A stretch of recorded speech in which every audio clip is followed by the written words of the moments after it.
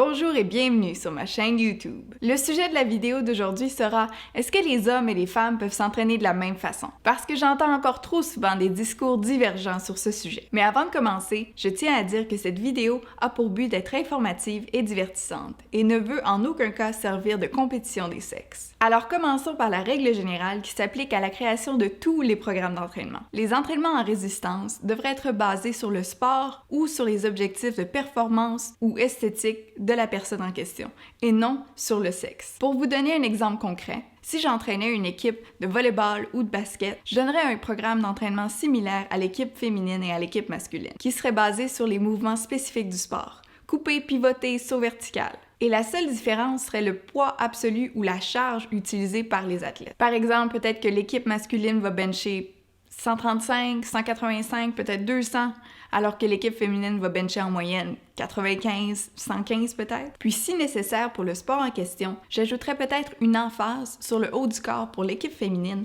en raison du fait que les femmes sont à un désavantage en raison de la largeur de leurs épaules. Donc maintenant qu'on a couvert la spécificité sportive, qu'est-ce qu'on fait si quelqu'un a des buts purement esthétique. Si quelqu'un souhaite esthétiquement développer plus de forme au niveau des fessiers ou des pectoraux, il y a moyen de programmer ces objectifs dans leurs entraînements. Parce que même si on ne peut pas cibler la perte de poids, on peut, jusqu'à un certain point, cibler l'augmentation musculaire. Et c'est souvent le cas quand on voit quelqu'un qui est complètement disproportionné, qui a des super gros bras, puis des mini chicken legs. Pas conseillé en passant. Mais oui, il est possible d'avoir des objectifs esthétiques sans pour toutefois créer des imbalances aussi prononcées entre certains groupes musculaires. Et il est important de noter que chaque entraînement doit être supporté par une nutrition adéquate pour maximiser les chances d'obtenir les résultats souhaités. Donc la majeure partie du temps, mon chum et moi, on s'entraîne ensemble. Et ne serait-ce que pour des différences assez majeures au niveau des charges utilisées et des différences mineures au niveau des objectifs, nos entraînements sont sensiblement les mêmes.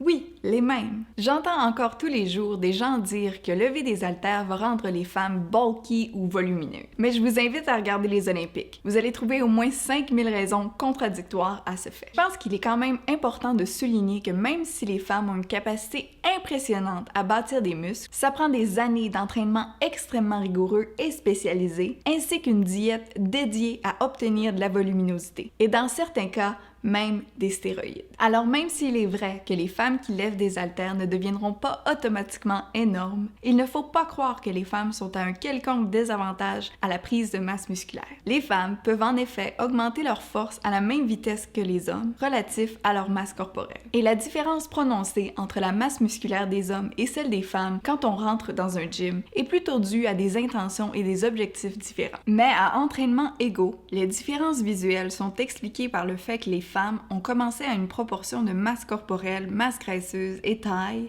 souvent bien différente de celle des hommes. Mais si la grosseur des muscles est la même, la force potentielle est égalée par les deux sexes. Reste que les hommes ont tendance à avoir de plus gros muscles en raison des différences au niveau de testostérone et d'hormones de croissance. Mais bon, ultimement, les hommes et les femmes ne sont pas identiques, donc parlons de leurs différences. Les hommes peuvent exprimer plus de puissance que les femmes, absolu et relatif, puisque la théorie veut que les hommes aient une meilleure capacité à recruter les unités motrices. Puis quand on parle de force, on peut y penser de deux façons. Premièrement, la force absolue. Donc si on prend l'homme moyen et la femme moyenne et on les compare, on peut voir que la femme moyenne a 2/3 de la force de l'homme moyen. Ce qui contribue principalement à cette différence, c'est que les hommes ont tendance à avoir une masse musculaire plus grande que les femmes. Et les femmes ont tendance à être plus petites et à avoir une masse corporelle moindre que les hommes. Mais c'est vraiment une généralité. Par contre, il est fascinant de noter que puisque les femmes ont la majorité de leur masse au niveau du bas du corps, soit les hanches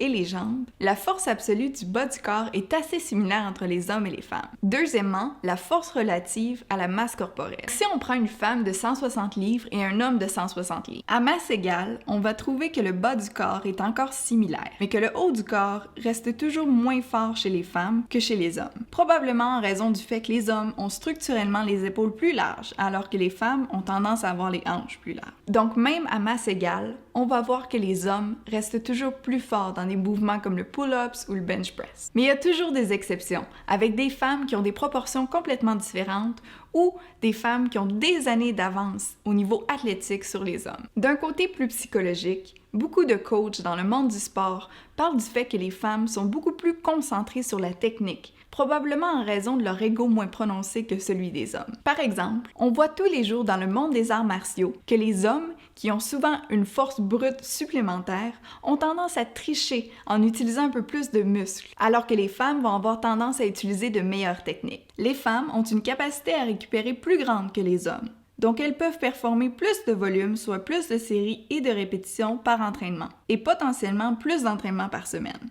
C'est principalement dû au fait que les femmes ont 9 fois plus d'estrogène que les hommes, ce qui aide à la réparation des muscles et à la prévention du catabolisme, donc la prévention de la dégradation des muscles. Mais les athlètes féminines sont aussi 6 fois plus à risque de souffrir de blessures aux ligaments croisés antérieurs, entre autres en raison de déficiences neuromusculaires. C'est pas une raison pour arrêter complètement votre sport ou votre activité, mais bien pour s'assurer d'avoir un bon programme d'entraînement qui supporte votre sport ou votre activité. Il faut rester conscient que les sports en haute demande d'énergie, comme les sports de longue distance, la course, la gymnastique, sont plus à risque du syndrome de déficit d'énergie ou anciennement appelé la triade. Le déficit énergétique est aussi très présent dans les sports où l'esthétique est très important, comme le patinage artistique ou la danse. Et même la boxe et le judo, où les athlètes doivent se conformer à une catégorie de poids. Le déficit énergétique se manifeste par des troubles menstruels, la réduction de masse osseuse et le manque d'énergie. La prévalence du syndrome de déficit d'énergie est aussi présente chez les hommes, surtout dans les sports comme le cyclisme et ceux de catégorie de poids. Mais selon les données les plus récentes, les troubles hormonaux et osseux ne surviennent que dans quelques cas extrêmes chez l'homme. De façon générale, les troubles alimentaires sont souvent la composante majeure qui amène le syndrome de déficit d'énergie, autant chez l'homme que chez la femme. Et c'est pourquoi on veut s'assurer que les athlètes supportent leurs entraînements avec une consommation adéquate de calories. Et même s'il est important d'intégrer une compréhension adéquate des différences entre les sexes, ces différences sont tellement mineures qu'il y a évidemment plus de similarités qu'il y a de différences. Je m'entraîne personnellement en hypertrophie, en force, en intervalle, en pliométrique, en cardio, en variant pendant l'année, avec un plus grand focus en cardio l'été parce qu'il fait beau dehors et en variant le reste selon mes niveaux d'énergie et mes objectifs. Avec toutes ces nuances en tête, la majorité des principes de base de l'entraînement s'appliquent aussi bien pour les hommes que pour les femmes. Alors ne laissez jamais quelqu'un vous dire que ce type d'entraînement s'applique que pour les hommes et ce type d'entraînement s'applique que pour les femmes. Alors merci d'avoir écouté la vidéo, bons entraînements et à bientôt